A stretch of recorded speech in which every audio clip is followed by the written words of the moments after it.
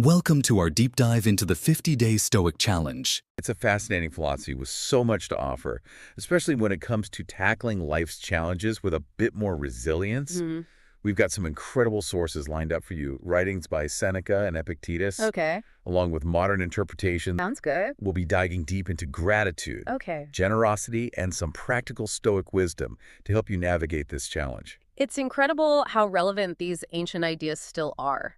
In a world that often emphasizes self-promotion and material possessions. Yeah. Stoicism offers a different path, one rooted in appreciating what we have and focusing on what we can control. Let's start with Seneca. Okay. He had some really interesting things to say about generosity in his letters to Lucilius Jr. Right. He argued that true generosity isn't about expecting something in return or calculating what you might get back. It's about the simple act of giving and the joy that comes from it. What's fascinating about Seneca's view is that he saw true generosity as an act of virtue in itself, not a transaction. Interesting. He even said that a wise person gets more satisfaction from giving than the receiver does from receiving. Really? It's almost like he's saying the real reward is in the act of giving itself. That's a pretty radical idea, isn't it? It is. It goes against that ingrained idea of what's in it for me Right. that we often encounter. It does challenge conventional thinking. Yeah. Seneca uses this great analogy of a farmer who doesn't stop planting just because one harvest was bad. A truly generous person keeps giving because it's the right thing to do regardless of the outcome. He argues that by focusing on potential ungratefulness, Yeah. we actually cheat ourselves out of the opportunity to practice generosity and experience the joy that comes with it. So it's almost like we need to shift our perspective from giving to get, Yeah. to giving for the sake of giving. Precisely. And this shift in perspective ties beautifully into the Stoic concept of gratitude. Okay. The Stoics believed that gratitude wasn't just about acknowledging good fortune, it was about appreciating everything in life, Wow. even the challenges. Being grateful for challenges. Yeah. Now, that's something I'm really curious to unpack. Okay. How can we be grateful for things that cause us difficulty or pain? Well, the Stoics believed that challenges shape us. They force us to grow and learn. Yeah. Epictetus, another Stoic philosopher, said we should try to see events in the context of our entire lives. Okay. From that bigger perspective, even difficult experiences can be seen as valuable because they contribute to our overall journey. It's like looking back on your life and realizing that even the tough times taught you valuable lessons and made you who you are today. Exactly. Yeah. And Santor Gonzalez, a contemporary Stoic writer, put it beautifully in the Stoic Gym article you shared. He said that when we take a step back, we might realize that challenges are just as important as successes in shaping who we are. Interesting. It's not about pretending everything is perfect, Right. but about recognizing the value of all experiences. So how do we actually cultivate this broader sense of gratitude? Are there specific Stoic practices that can help us? There are. Okay. One simple but powerful practice is keeping a gratitude journal.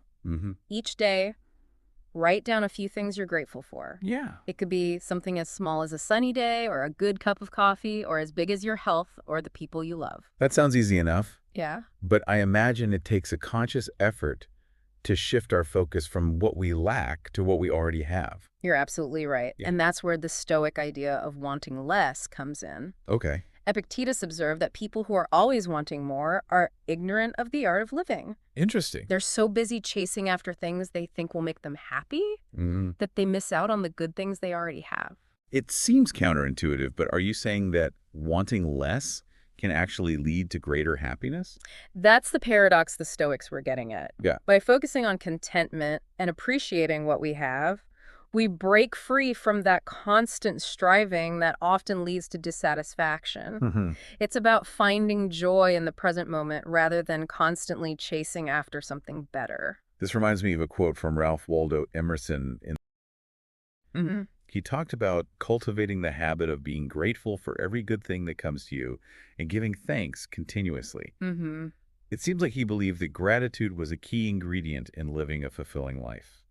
Emerson's insights really resonate with the Stoic perspective. Yeah. And it's interesting that he emphasizes continuous gratitude, not just reserving it for special occasions. Right. This challenges the modern emphasis on individualism and self-reliance Okay. because the Stoics believe that we are all interconnected, and our happiness is often tied to the well-being of others. So instead of just focusing on our own success, we should be celebrating the advancements of our friends and recognizing that their successes contribute to our collective good.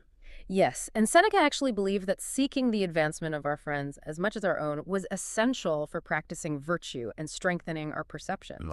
He argued that when we focus on helping others succeed, we develop a more expansive and generous view of the world. It's not just about being nice, it's about actively contributing to the well-being of others and recognizing that we're all in this together. And Marcus Aurelius, the Roman emperor and Stoic philosopher, emphasized the importance of taking action for the common good. Okay. He believed that by focusing on what benefits society as a whole, we contribute to a more just and harmonious world. This is all so insightful. I feel like I'm starting to see the real depth of Stoic philosophy and how it can apply to everyday life. It is. Before we move on, I want to touch on this idea from the Stoic about hedonic adaptation. Ah, yes, that's a fascinating concept. It's the psychological phenomenon where we quickly adapt to new circumstances, both good and bad. For example, we might get a raise at work and feel happy for a while. Right. But soon enough, that happiness fades as we get used to our new income level. It's like that feeling of getting a new phone. Yeah. You're excited for a week or two, and then it just becomes another object. Exactly. Yeah. The Stoics recognized this human tendency, and they believed that by wanting less, we could minimize the negative effects of hedonic adaptation. Interesting. Instead of constantly chasing after the next new thing, Right. we can focus on appreciating what we already have and finding joy in the simple things. It's about breaking free from that cycle of desire and dissatisfaction that can keep us from experiencing true contentment. Precisely. And that brings us to another important Stoic idea, shifting our focus from ourselves to others. Okay. Seneca believed that seeking the advancement of our friends as much as our own was essential for practicing virtue and strengthening our perceptions. So it's not just about being nice, but about actively contributing to the well-being of others and recognizing our interconnectedness. Exactly. And in doing so, we cultivate virtue, strengthen our perceptions, and experience a deeper sense of gratitude. This deep dive is really making me rethink my approach to life and how I view challenges. I'm starting to understand the true power of Stoicism and its relevance in today's world. It's a rich and complex tradition. Yeah. But at its core, it offers a practical guide for living a more meaningful and fulfilling life, one grounded in virtue, wisdom, and gratitude. And it seems like those qualities are more important than ever in our fast-paced, Right. often chaotic world. Yes. Before we move on to part 2 of our deep dive, I'd love to explore this idea further. Sure. You mentioned that Seneca believed seeking the advancement of our friends was essential for practicing virtue. What did he mean by that? Seneca believed that by actively supporting our friends and seeking their success, we cultivate key virtues like generosity, empathy, and even justice. It's about moving beyond self-interest and recognizing the inherent worth and potential in others. So it's almost like expanding our circle of concern beyond just ourselves. That's a great way to put it. When we invest in the well-being of others, we challenge our own egocentric perspective and develop a more interconnected view of the world. This reminds me of something else you mentioned earlier, the idea that gratitude isn't just a feeling, but a practice. Could you elaborate on that a bit more? Absolutely. Brother David Steinelrest, a Benedictine monk, has this fascinating perspective on gratitude. He says that it's not happiness that makes us grateful, but gratefulness that makes us happy. So instead of waiting for something good to happen to feel grateful, we can actively choose to cultivate gratitude in our everyday lives. Exactly. He suggests that every moment holds an opportunity for gratitude regardless of our circumstances.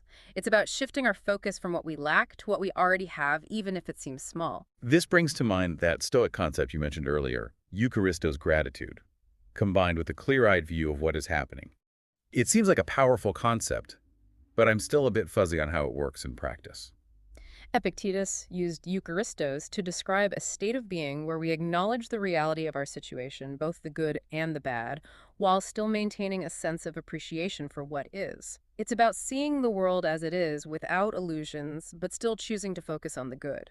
So it's not about denying or ignoring the challenges we face, but about finding a sense of gratitude even amidst those challenges. It's about accepting what we cannot control while actively appreciating what we do have. Remember that saying, gratitude turns what we have into enough. That encapsulates the essence of Eucharistos. It sounds like a powerful antidote to that feeling of always wanting more, which we talked about earlier. Exactly. By cultivating Eucharistos, we break free from that cycle of desire and dissatisfaction and find contentment in the present moment. So how do we actually cultivate this sense of Eucharistos in our daily lives? It seems like a lofty ideal, but I'm not sure where to begin. It starts with awareness. We need to become more mindful of the present moment and start noticing the good things that are already present, even the seemingly insignificant ones. Like the warmth of the sun on our skin, a delicious meal, or the sound of laughter. Precisely. And it also involves acknowledging the challenges we face without letting them consume us. It's about finding that delicate balance between acceptance and appreciation, recognizing that life is a tapestry woven with both light and dark threads. This is starting to paint a clearer picture for me. It's not about denying the difficulties of life, but about approaching them with a sense of acceptance and even gratitude for the lessons they offer. And remember, even in the darkest of times, there is always something to be grateful for. It might be our health, our loved ones, or simply the fact that we are alive to experience another day. By focusing on those things, we shift our perspective and cultivate a deeper sense of gratitude, even amidst adversity. This is all connecting so beautifully. It's like we're piecing together a puzzle, and the image of a life filled with gratitude, generosity, and deep appreciation is starting to emerge. And it's a beautiful image, isn't it? One that we can actively create through conscious effort and practice. Remember, Stoicism isn't just a philosophy, it's a way of life. And like any practice, it requires dedication and consistency. But the rewards, as we're discovering, are profound and life-changing. And remember, you don't have to do this alone. The Stoics believed in the power of community and shared wisdom. Surrounding yourself with like-minded individuals who are also on this path can provide support, encouragement, and valuable insights. Speaking of support, I'm curious to learn more about how the Stoics viewed friendship and its role in living a good life. Do they have specific ideas about what constitutes a true friend? The Stoics placed great importance on friendship, seeing it as essential for both personal growth and the pursuit of virtue. That makes sense given their emphasis on interconnectedness and the common good. Exactly. They believed that true friendship is rooted in shared values, mutual respect, and a genuine desire for each other's well-being. So it's not just about having fun together or sharing common interests, Right. but about supporting each other's moral development. Precisely. Seneca, for instance, argued that true friends help us become better versions of ourselves. They offer honest feedback, challenge our assumptions, and encourage us to live in alignment with our values. It sounds like they saw friendship as a kind of mirror, reflecting back to us both our strengths and areas where we can grow. That's a great analogy. And they also believe that true friendship involves a willingness to both give and receive support. It's a reciprocal relationship where both parties contribute to each other's flourishing. This makes me think about the concept of generosity we discussed earlier. It seems like generosity plays a key role in fostering strong friendships. Absolutely. The Stoics believed that true generosity extends beyond material gifts. It's about giving our time, our attention, and our emotional support to our friends. So it's about being there for them in times of need, celebrating their successes, and offering a listening ear when they need to vent. Exactly. And it's also about being open to receiving their support in return. Allowing ourselves to be vulnerable with our friends and accepting their help when we need it is just as important as offering our own. This all resonates so deeply with me. It's a reminder that true friendship is a precious gift, one that requires both effort and vulnerability. And it's a gift that can enrich our lives in countless ways, providing us with companionship, support, and guidance on our journey toward wisdom and virtue. I want to shift gears for a moment and revisit this concept of amor fati, which you mentioned earlier. Yeah. It's a powerful idea, but I'm still grappling with how to embrace everything that happens in life, especially the difficult stuff. It's certainly a challenging concept, and it doesn't mean passively accepting everything that comes our way.